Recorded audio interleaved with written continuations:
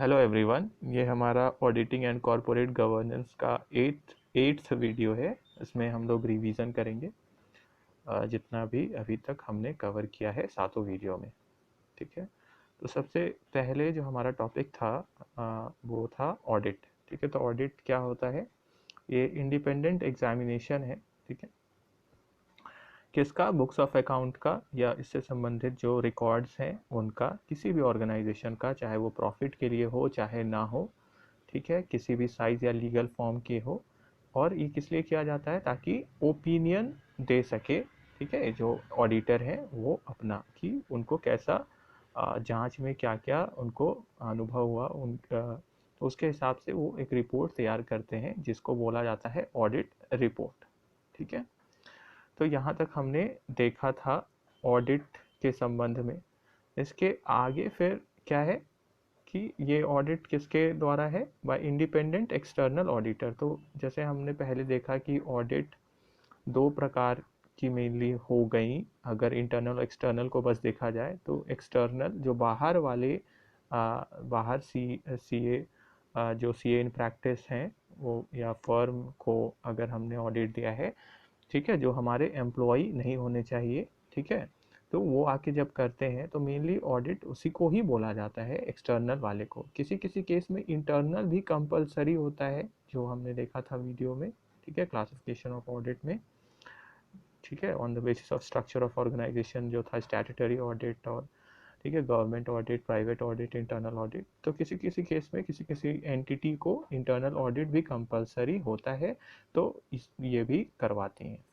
ठीक है, आगे हम लोग बढ़ते हैं इसमें। ठीक है, तो इसका हिंदी और इंग्लिश पार्ट हो गया, यहाँ हिंदी हो गया। यहाँ वो समझाने के लिए था पहला स्लाइड। उसके बाद यहाँ पे जो कॉम्पैक्ट फॉर्म में है, जिस तरह से डेफिनेशन हम लिखते हैं वो था। ठीक है, आगे बढ़ते हैं हम लोग। तो इसमें एक ब्रीफ हिस्ट्री समझाया गया था कि पहले क्या होता था कि साइज जो था ऑर्गेनाइजेशंस का वो स्मॉल थे, इसलिए ओनर या अकाउंटेंट खुद ही चेक कर लेते थे। फिर इंग्लैंड में इंडस्ट्रियल रेवोल्यूशन का स्टार्ट हुआ, इंडस्ट्रियल रेवोल्यूशन स्टार्ट हुआ, जिससे क्या हुआ, साइज बढ़ने लग गया, अलग अलग जगह लोकेट होने लग गई ऑर्गेनाइजेशन। ठीक है, तो लार्ज स्केल प्रोडक्शन स्टार्ट हो गया। तो फिर ये पॉसिबल नहीं था कि सब जगह ओनर और अकाउंटेंट या अकाउंटेंट ही जाके ऑडिट करे, तो इसीलिए एक्सपर्ट्स को अपॉइंट करने का फिर प्रचलन बढ़ा। ठीक है, तो जो कि सीए इन प्रैक्टिस या जो भी ऑडिट कर सकते हैं, इवन कॉस्ट अकाउंटेंट भी इन सम केसेस, जैसा हमने देखा इंटरनल ऑडिट के केस में। ठीक है, उनको भी अपॉइंट किया जा सकता है। ठीक है, इसके बाद फिर हमने देखा, ठीक है, तो ये हिंदी इंग्लिश के लिए हो गया। इसके बाद हमने देखा कि ऑडिट आया किससे है? एक लैटिन वर्ड है ओडायर, जिसका मतलब होता है सुनना। ठीक है, यहाँ पे बताया गया कि पहले के ज़माने में एक्सपर्ट लोग के पास जाते थे, ठीक है, जो एक्सपीरियंस्ड है और इम्पार्शियली वो अपना व्यू बताते थे सुन के। अकाउंटेंट या ऑडिटर उनको जो बताते थे अपने बिजनेस के बारे में, तो उनको सुन के वो बताते थे, अपना ओपिनियन देते थे कि उन्होंने बुक्स ऑफ अकाउंट सही बनाया है कि नहीं। इन इम्पार्शियल या इन एक्सपीरियंस्ड पर्सनस को क्या बोला जाता था? ऑडिटर्स। ठीक है, तो ऑडिट वर्ड जो कि लैटिन वर्ड से आया है ऑडायर, उसका मतलब होता है सुनना। ठीक है, टू हियर, और ऑडिटर का हियरर या जो कि सुनते हैं। ठीक है, वन हु हियर्स। चलिए आगे बढ़ते हैं। ठीक है, हिंदी पार्ट यहाँ पे हो गया। ठीक है, और यहाँ पे थोड़ा एक्सप्लेनेशन है। फिर ये हो गया डेफिनेशन, स्पाइसर और पेगलर के द्वारा जो डेफिनेशन है, आप लोग यहाँ पे भी रोक के नोट्स बना सकते हैं। अगर पहले आपका कुछ छूटा हुआ है तो यहाँ आप देख सकते हैं। ठीक है, कैरेक्टरिस्टिक्स ऑफ ऑडिटिंग। तो कैरेक्टरिस्टिक्स ऑफ ऑडिटिंग में हमने देखा कि क्या क्या कैरेक्टरिस्टिक्स है ऑडिटिंग का इंडिपेंडेंट। ये मेनली एक्सटर्नल ऑडिटर के पॉइंट ऑफ व्यू से बताया गया। ठीक है, फिर यहाँ पे तो इंटरनल ऑडिटर भी हो जाते हैं। इंटरनल ऑडिट में audit planning, true and fair financial statements, vouching, मतलब जो भी ऑडिट के मेन पार्ट है ये। ठीक है, ऑडिटर ओपिनियन तक कुछ टाइम तक होते हैं। ठीक है, फिर ओपिनियन जो देते हैं थ्रू ऑडिट रिपोर्ट। ऑडिटर जो जब ओपिनियन अपना देते हैं तो एक पर्टिकुलर फॉर्मेट में देते हैं। ठीक है, फॉर्मेट लॉ के द्वारा प्रेस्क्राइब हो सकता है। ठीक है, ज़्यादातर केस में प्रेस्क्राइब होता है, तो फिर ऑडिट रिपोर्ट के द्वारा ही देते हैं वो। नेक्स्ट है फिर यहाँ पे हिंदी हो गया, ऑडिटिंग के लक्षण। स्कोप ऑफ ऑडिट, ठीक है, इसके अंदर क्या क्या आता है, जो भी ड्यूटीज़ या एक्टिविटीज़ हैं ऑडिट के अंदर जो भी कवर होती है वही होता है स्कोप ऑफ ऑडिट। ठीक है, तो डिपेंड करता है नेचर और टाइप। ठीक है, इसको डिटेल में डिस्कस किया गया था वीडियो में, उसमें आप देखिएगा नेचर और टाइप के बारे में बताया क्या होता है नेचर, क्या होता है टाइप, मतलब क्या है इनका। ठीक है, तो फिर स्कोप ऑफ ऑडिट में और क्या आता है, एग्जामिनेशन रीजनेबल स्किल और केयर के साथ किया गया है कि नहीं। ठीक है, अर्थमेटिकल एक्यूरेसी होना चाहिए, वाउचिंग, ठीक है, जो हमने कवर किया लास्ट वीडियो नंबर 7 में, वेरिफिकेशन भी कवर किया हमने। फिर है इसमें हिंदी पार्ट हो गया, यहाँ पर रोक के देख सकते हैं। फिर स्कोप ऑफ ऑडिट का ये सेकेंड पेज में जो हमने कवर किया कि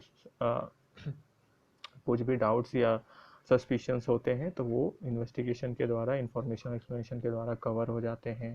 ठीक है, ऑडिट एविडेंस कलेक्ट किया जाता है। ठीक है, और कुछ रिलेटेड पॉइंट है, ट्रू एंड फेयर व्यू होना चाहिए फाइनेंशियल स्टेटमेंट्स का, तो वो देखते हैं ऑडिटर। और फिर लास्ट में ऑडिट रिपोर्ट, जिससे वो अपना ओपिनियन बताते हैं कि कैसा रहा। ठीक है, तो स्पेसिफाइड फॉर्मेट भी हो सकता है जहाँ जहाँ फॉर्मेट प्रेस्क्राइब्ड है। चलिए आगे चलते हैं हम लोग। फिर ये हिंदी वालों के लिए हो गया। ठीक है, पॉज कर सकते हैं यहाँ। क्वालिटीज़ ऑफ एन ऑडिटर, ठीक है, क्या क्वालिटीज़ है, तो इसको भी हमने डिटेल में जो अर्लियर वीडियो है उसमें डिस्कस किया है कि नॉलेज होना चाहिए अपने फील्ड का, प्लस लॉ का, अकाउंटेंसी का, टैक्सेशन का, इकोनॉमिक्स का, ऑडिट केसेस के बारे में उनको पता होना चाहिए, जिनका रिसेंट जजमेंट्स आया है उसके बारे में पता होना चाहिए, कंप्यूटर और इंफॉर्मेशन सिस्टम का नॉलेज होना चाहिए, क्योंकि अब डिजिटल फॉर्म में या कंप्यूटर के माध्यम से ज़्यादा रिकॉर्डिंग होता है। ठीक है, और सॉफ्टवेयर का रोल अब ज़्यादा बढ़ गया है। ठीक है, अब टैली और अदर सॉफ्टवेयर यूज़ होते हैं बिजनेस के बुक्स ऑफ अकाउंट को मेंटेन करने के लिए। फिर ये हो गया हिंदी वालों के लिए। फिर सेकंड पेज पे भी हमने क्वालिटीज़ जो डिस्कस किया था, ठीक है, नेचर टाइप के बारे में पता होना चाहिए, ऑर्गेनाइजेशन का किस तरह से वहाँ काम होता है, ठीक है, वर्किंग मैकेनिज्म क्या है, साउंड नॉलेज होना चाहिए, जो भी लॉ उस ऑर्गेनाइजेशन से रिलेटेड है।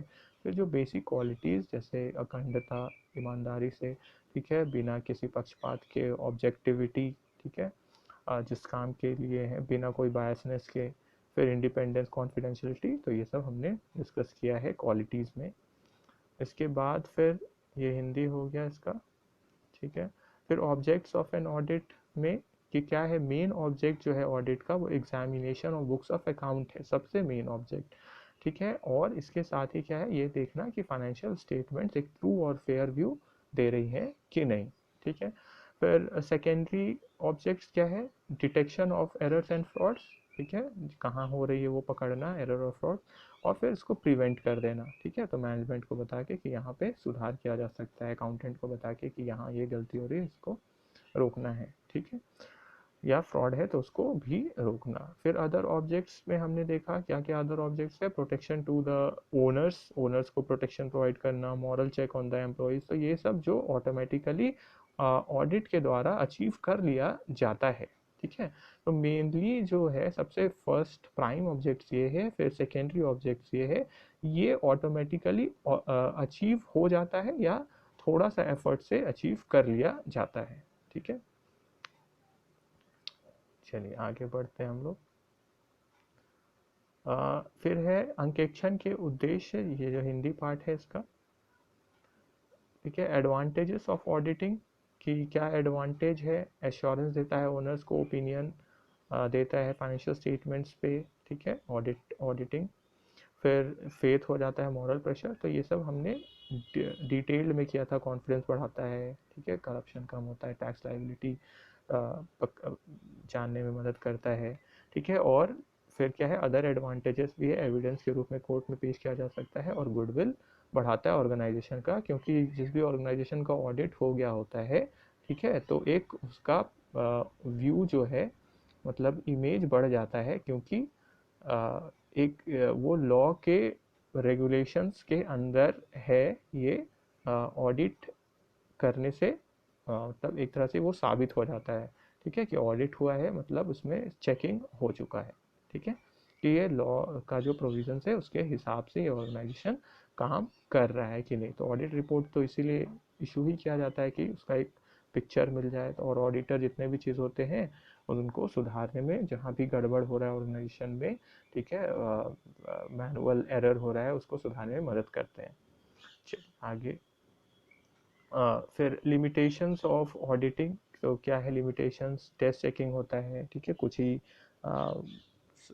ही वाउचर्स को जिसमें सैंपल के रूप में सेलेक्ट किया जाता है, ठीक है, एक रीजनेबल बेसिस पे सेलेक्ट किया जाता है एक, ठीक है, तो बेसिस जो है वो रीजनेबल बेसिस जो भी ऑडिटर को लगता है कि इस तरीके से हमको सेलेक्ट करना चाहिए सैंपल, और फिर उसका डिटेल्ड में चेकिंग कर लिया जाता है। फिर क्या है, एविडेंसेस जो है वो मे नॉट बी रिलायबल। क्यों? वो रिलायबल नहीं भी हो सकते हैं, क्योंकि जो भी एविडेंस कलेक्ट किया जाते हैं वो बस उस दिशा में संकेत देते हैं कि ऐसा हुआ होगा या ये ऐसा तथ्य साबित इससे किया जा सकता है, ठीक है, कंक्लूसिव नहीं है कि एकदम ही यही हुआ होगा कि या ये चीज़ साबित पूरी तरीके से कर देता है, ठीक है, तो एक बस दिशा देता है या उसके बारे में बोलने के लिए पर्याप्त सबूत देते हैं, ठीक है।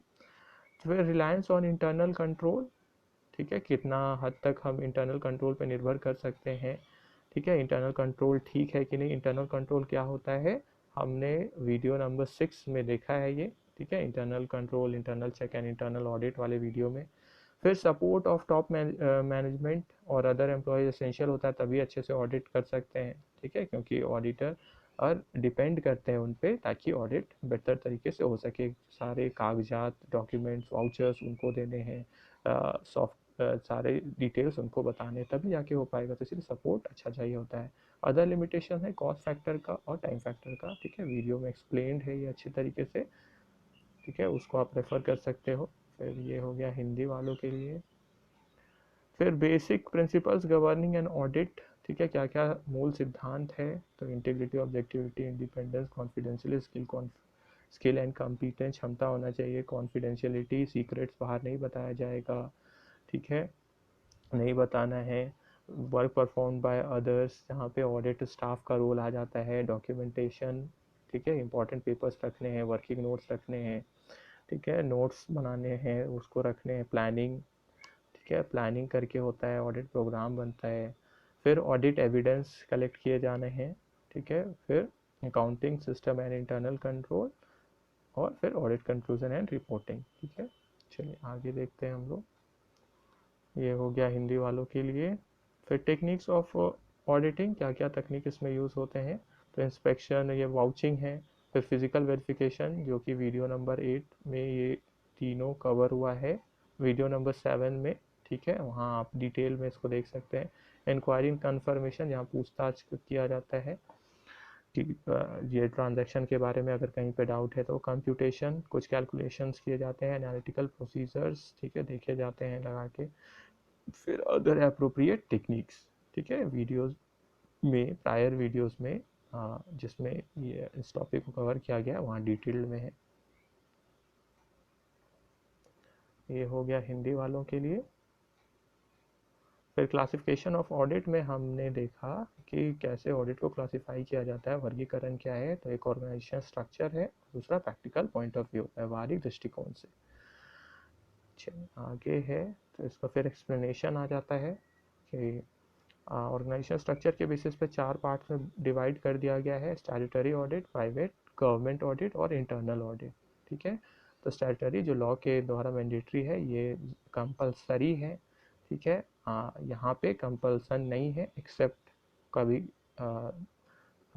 जैसे टैक्स ऑडिट अगर अप्लाई किया तब वो फिर करना है। फिर गवर्नमेंट ऑडिट, ठीक है, जहाँ पे हम जानते हैं CAG प्रमुख होते हैं। और फिर इंटरनल ऑडिट, जहाँ भी अप्लाई कर जाएगा प्रोविजंस, तो वहाँ जहाँ ज़रूरी हो जाएगा वहाँ करवाना होगा फिर, ठीक है।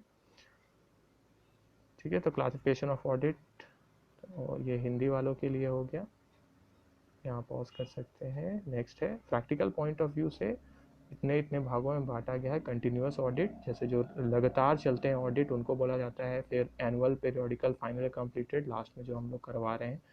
फिर बैलेंस शीट के आइटम्स को, even profit and loss account को भी देखा जाता है इसमें।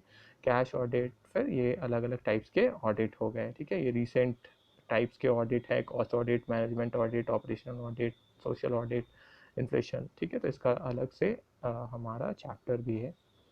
आगे ये हिंदी वालों के लिए हो गया। फिर ऑडिट प्लानिंग या preparation before commencement of the audit, ठीक है, कि क्या प्लानिंग रहता है। तो सबसे पहले इसमें देखते हैं क्या इस ऑडिट, यही जो इस बार के ऑडिटर है, क्या उन्होंने ही ये ऑडिट किया है, ठीक है। अगर नहीं किया है तो इसके लिए अलग स्टेप्स है, और पिछले बार भी अगर इन्होंने ही किया था तो इसके अलग स्टेप्स हैं, ठीक है। तो दो पार्ट हो गए। तो इसमें जो पहला पार्ट है उसमें हमने देखा कि क्या क्या प्रोसीजर है। तो सबसे पहला है एग्जामिनेशन ऑफ अपॉइंटमेंट लेटर, कि अपॉइंटमेंट लेटर देखा जाएगा प्रीवियस, ये हर केस में ही देखा जाएगा, ठीक है।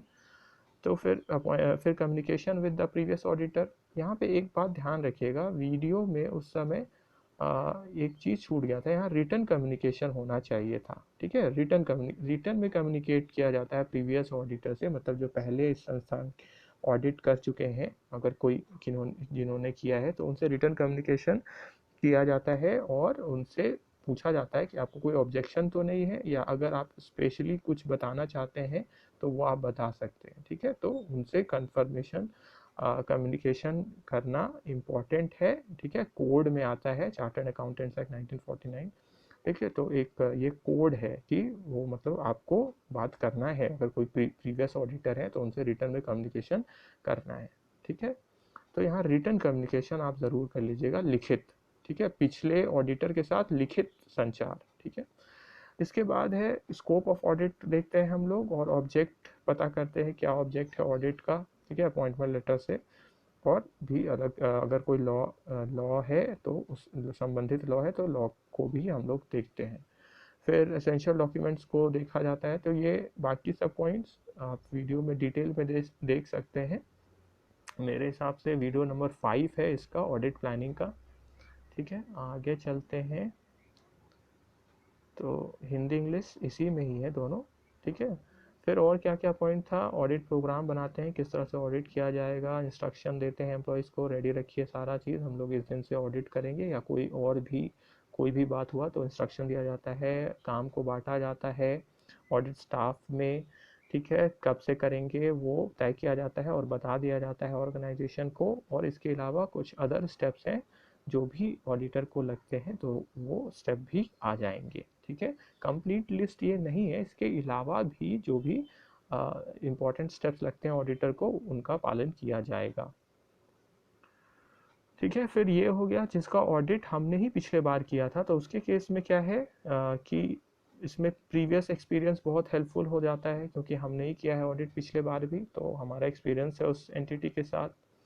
फिर कोई भी ऑडिट रिपोर्ट्स इशू जो हमने किया है उसको हम लोग पढ़ सकते हैं, देख सकते हैं क्या बात थी, ठीक है, चेंजेस हुआ है कि नहीं, मटेरियल चेंजेस कुछ आया है क्या इस ऑर्गेनाइजेशन में, इस बार कुछ परिवर्तन हो गया है, और हुआ है तो क्या है उसको जानना। और अगर कोई लॉ चेंज हुआ है तो अब वो जो चेंज हुआ है लॉ, वो इस ऑर्गेनाइजेशन पे अब कैसे इम्पैक्ट डालता है, ठीक है। फिर नेसेसरी चेंजेस जो भी हुए हैं ऑडिट प्रोग्राम में, उसको देखना और इनकलकेट करना, उसमें सम्मिलित करना, ठीक है।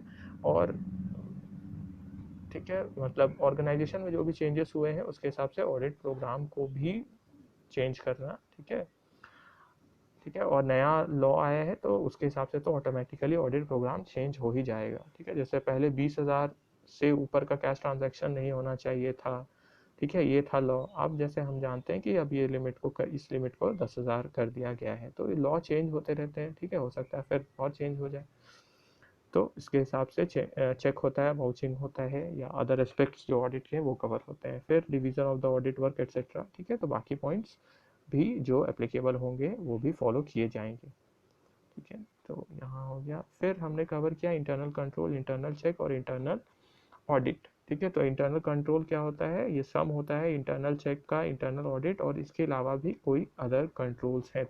तो जितने भी तरह के कंट्रोल हैं सब इंटरनल कंट्रोल में ही आते हैं, ठीक है। तो इस इंटरनल चेक भी हो गए, जहाँ एक एम्प्लॉय का काम दूसरे एम्प्लॉय चेक कर देते हैं, ऑटोमेटिकली हो जाता है, ठीक है। यहाँ पे इंटरनल ऑडिट, तो इंटरनल ऑडिट जो हम करवाते हैं उसमें भी क्या होता है कि जहाँ भी गड़बड़ी है, एरर्स, फ्रॉड्स है, वो पकड़ में आ जाती है। इसके अलावा अदर फॉर्म्स ऑफ कंट्रोल, कोई इसके अलावा भी कोई कंट्रोल है तो वो भी इंटरनल कंट्रोल के ही पार्ट हो जाते हैं। क्या क्या कॉम्पोनेंट्स हैं, तो 5 कॉम्पोनेंट्स है मेनली। कंट्रोल एनवायरनमेंट, जिसमें एटीट्यूड देखा जाता है, रवैया क्या है एम्प्लॉय और मैनेजमेंट का वहाँ के इंटरनल कंट्रोल के प्रति, ठीक है, अगर वो सपोर्ट करते हैं और कॉम्पिटेंट हैं तो इंटरनल कंट्रोल अच्छा बना रहेगा। रिस्क असेसमेंट, ठीक है, जोखिम वाले इवेंट्स को देखा जाता है, ठीक है, और उनको कम करने का या हटाने का, ठीक है, पता किया जाता है कहाँ है वो, आइडेंटिफाई किया जाता है कौन कौन से इवेंट्स हमारे ऑर्गेनाइजेशन के लिए जोखिम वाले हैं, डिटेक्ट किया जाता है, ठीक है, सॉरी डिटेक्ट तो इसी में हो गया, फिर उसको कितना लेवल तक हम रिड्यूस कर सकते हैं, ठीक है, और फिर हम ठीक है, पहला क्या है, आइडेंटिफाई करना है कहाँ कहाँ किस किस इवेंट से हमको हो सकते हैं लॉस, ठीक है, या हार्म हो सकता है ऑर्गेनाइजेशन को। फिर सेकेंड स्टेप क्या है, सेकेंड स्टेप होता है पहला आइडेंटिफाई, दूसरा दूसरा क्या है, इवेलुएट कितना हम कितना लॉस या हार्म कर सकता है वो इवेंट, और तीसरा क्या है कि उसको हम कैसे मैनेज कर सकते हैं, ठीक है, कितना लेवल तक उसको हम मैनेज कर सकते हैं, ठीक है। तो ये हो गया कंट्रोल एक्टिविटीज़ में, तो जो भी टूल्स या प्रोसीजर्स हम अप्लाई कर रहे हैं रिस्क को मैनेज करने के लिए। फिर इंफॉर्मेशन एंड कम्युनिकेशन, तो इंफॉर्मेशन सिस्टम इंक्लूडिंग कम्युनिकेशन, इसको बताया गया था कि वो कर लेने से बेटर है उस पॉइंट को, ठीक है, इंफॉर्मेशन सिस्टम इंक्लूडिंग कम्युनिकेशन, ठीक है। तो इसमें क्या है कि क्या जैसे हम जानते हैं इंटरनल एक्सटर्नल कम्युनिकेशन होता है, इस ढंग से हो सके कि जो जितने भी एम्प्लॉयज़ हैं और मैनेजमेंट हैं या दोज चार्ज विथ गवर्नेंस हैं, ठीक है, TCWG, तो वो अपना काम सही से कर सके, ठीक है। तो ये तो इंटरनल के लिए हो गया कि रोल्स एंड रिस्पॉन्सिबिलिटी सही से निभा पाए, और एक्सटर्नल कम्युनिकेशन में फिर क्या आ गया कि बाहर के जो हैं जैसे सप्लायर्स है उनके साथ सही से कम्युनिकेशन हो सके, फिर रेगुलेटर्स है जैसे गवर्नमेंट रेगुलेटर्स है, इनकम टैक्स अथॉरिटी और एट्सेट्रा, तो उनके साथ सही से जो भी लॉ का कंप्लायंस है वो पूरा हो सके। फिर मॉनिटरिंग देखा जाता है, रिव्यू किया जाता है कि जो इंटरनल कंट्रोल है वो इफ़ेक्टिवली और एफिशिएंटली काम कर रहा है कि नहीं, ठीक है, एम्प्लॉयज़ का रोल इम्पॉर्टेंट है इसमें ताकि ऑर्गेनाइजेशन अपने ऑब्जेक्टिव्स को टाइमली अचीव कर सके। तो मॉनिटरिंग करने से ये फ़ायदा होता है कि टाइमली रेमीडियल एक्शंस, मतलब सुधार के लिए जो भी ज़रूरी है वो एक्शंस लिए जा सके और इंटरनल कंट्रोल को दुरुस्त किया जा सके, ठीक है। फिर हमने देखा इसका ये हिंदी पार्ट हो गया, ठीक है, यहाँ रोक सकते हैं आप वीडियो।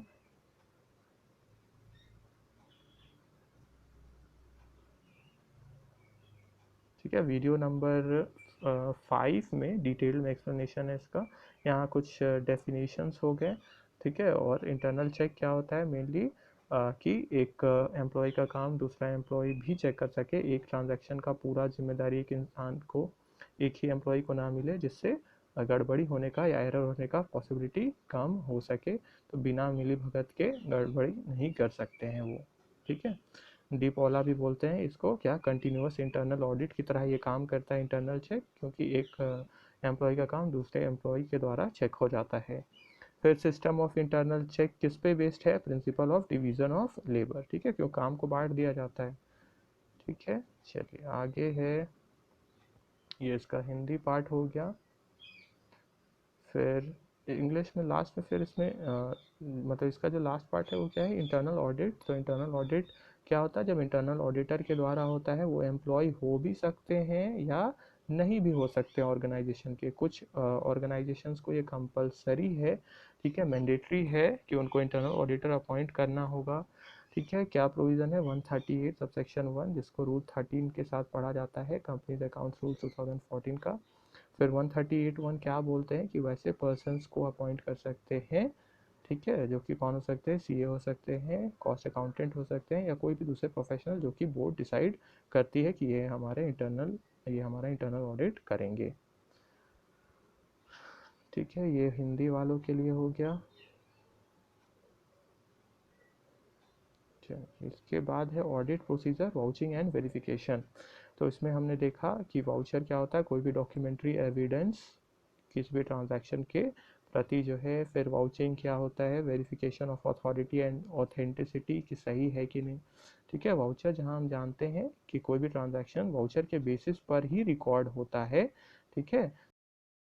करने की प्रक्रिया है, मतलब वाउचर में क्या हम चेक करेंगे, वाउचर में हम चेक करेंगे कि डेट सही है कि नहीं, मतलब इसी ईयर का में होना चाहिए। जैसे फाइनेंशियल ईयर 2021, ठीक है, हम जानते हैं ख़त्म हो चुका है, तो अगर 2021 का ऑडिट अगर हो रहा है तो इसी ईयर का कोई डेट होना चाहिए, मतलब अप्रैल 20 से लेके मार्च 21, इसी के डेट के विद इन ये फॉल होना चाहिए वाउचर, ठीक है, जिसका तभी तो इसका ट्रांजैक्शन हम रिकॉर्ड कर सकते हैं इस साल, ठीक है। तो वाउचर को जो चेक करने की प्रक्रिया है उसी को वाउचिंग बोलते हैं। क्या क्या चेक किया जाता है कि डेट्स इसी फाइनेंशियल ईयर का है कि नहीं, ये वाउचर हमसे ही संबंधित है कि नहीं, ठीक है, कि तो वाउचर हमसे संबंधित है कि नहीं, जैसे अगर सेल करते हैं हम तो हमारा ही वाउचर है कि नहीं, या अगर हमने परचेज किया है तो उस पर हमारा नाम लिखा है कि नहीं, ठीक है, तो हो गया, डेट चेक हो गया। फिर हमारा है कि नहीं वो वाउचर, ठीक है। फिर और क्या कि एक ही वाउचर तो कहीं दो बार नहीं बुक्स में शामिल कर लिया गया है, या ट्रांजैक्शन तो नहीं रिकॉर्ड कर लिया गया है एक ही वाउचर का, ठीक है, तो वो भी चेक हो जाता है। फिर जिन्होंने साइन किया है वो ऑथराइज्ड है कि नहीं, ठीक है, अमाउंट जो लिखा हुआ है नंबर में और वर्ड्स में वो ठीक है कि नहीं, ठीक है। तो जो वाउचर्स के ये सब एस्पेक्ट्स को हम लोग जांचते हैं उसी को हम लोग क्या बोलते हैं, वाउचिंग बोलते हैं, ठीक है। तो वाउचिंग क्या हो गया, वेरिफिकेशन, ऑथेंटिसिटी और अथॉरिटी ऑफ ट्रांजैक्शन जो कि बुक्स ऑफ अकाउंट्स में रिकॉर्ड किए गए हैं on the basis of voucher, ठीक है, क्योंकि वाउचर को ही जो हम लोग जानते हैं उसी को वाउचिंग बोला जाता है, ठीक है। तो यहाँ पे है on the basis of vouchers. तो वाउचिंग को इसलिए बैकबोन ऑफ ऑडिटिंग बोला जाता है, क्यों, क्योंकि इसी के बेसिस पर ट्रांजैक्शंस रिकॉर्ड होते हैं वाउचर के बेसिस पे, और जब वाउचर को ही जांच लिया जाता है तो उससे संबंधित जो ट्रांजैक्शंस हमने रिकॉर्ड किया है वो अगर वाउचर के हिसाब से अगर मेल खाता है तो हम ये बोल सकते हैं कि ट्रांजैक्शंस, ठीक है, और उसके बेसिस पे जो रिपोर्ट्स बने, financial reports, balance sheet, profit loss account, ठीक है, जो भी बने हैं, ठीक है, एनपीओ के केस में income and expenditure account, receipt payment account, ये सब सही बने हैं, ठीक है।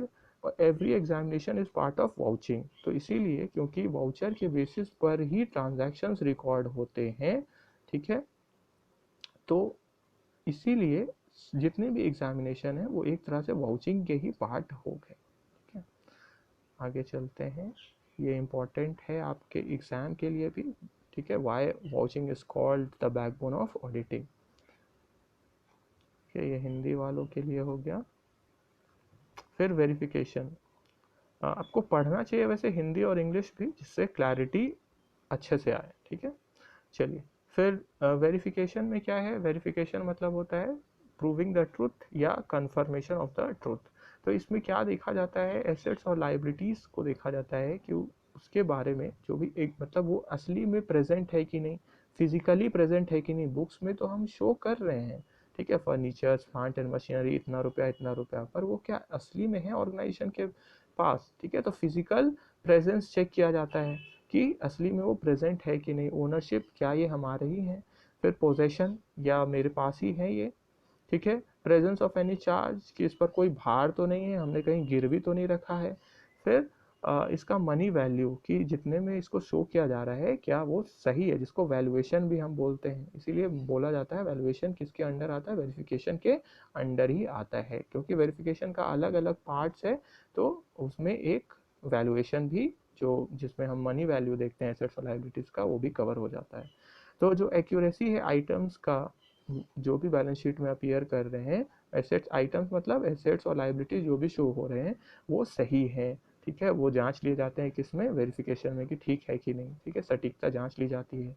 फिर वैल्यूएशन में हमने वही एक्यूरेसी किया, प्रॉपर और करेक्ट वैल्यू पे रिकॉर्ड है कि नहीं, वही मनी वैल्यू जो भी है वो उस पर रिकॉर्ड है कि नहीं, ठीक है। और ये जो भी बैलेंस शीट पे अपीयर हो रहे हैं और किसके अनुसार होना चाहिए, गैप, जैसे एग्जांपल एक था कि फिक्स एसेट्स है तो उसको हम लोग किस पर दिखाते हैं, जिसको अब हम लोग नॉन करेंट एसेट्स बोलते हैं, नेट वैल्यू पे दिखाते हैं, मतलब डिप्रिसिएशन लेस करके दिखाते हैं, ठीक है। तो ग्रॉस अमाउंट जो भी हो गया फिक्स एसेट्स का, उससे जब डिप्रिसिएशन लेस करते हैं हम तो क्या आ जाता है, नेट वैल्यू, ठीक है।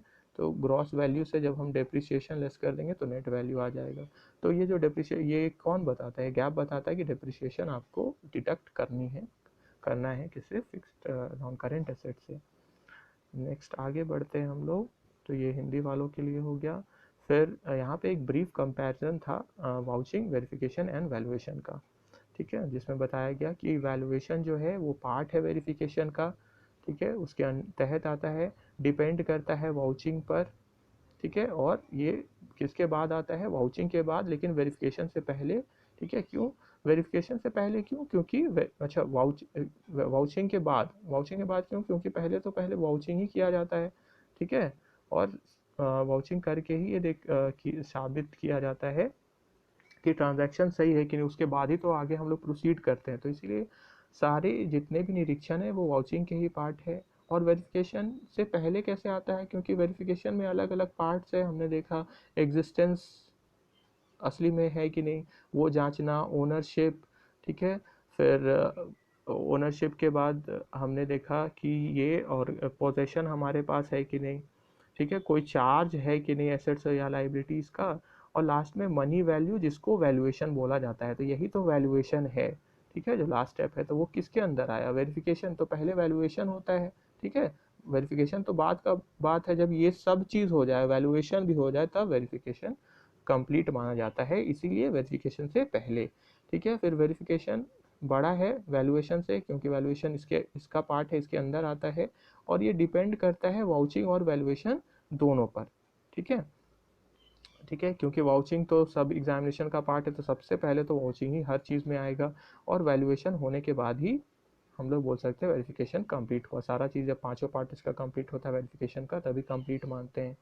फिर वाउचिंग क्या है, सबसे बड़ा है, क्योंकि सारा एग्जामिनेशन इसी का पार्ट है, और वेरिफिकेशन और वैल्यूएशन क्या है, इस पर डिपेंड करते हैं, ठीक है। तो सबसे बड़ा वाउचिंग ही हो गया, ठीक है। Thank you.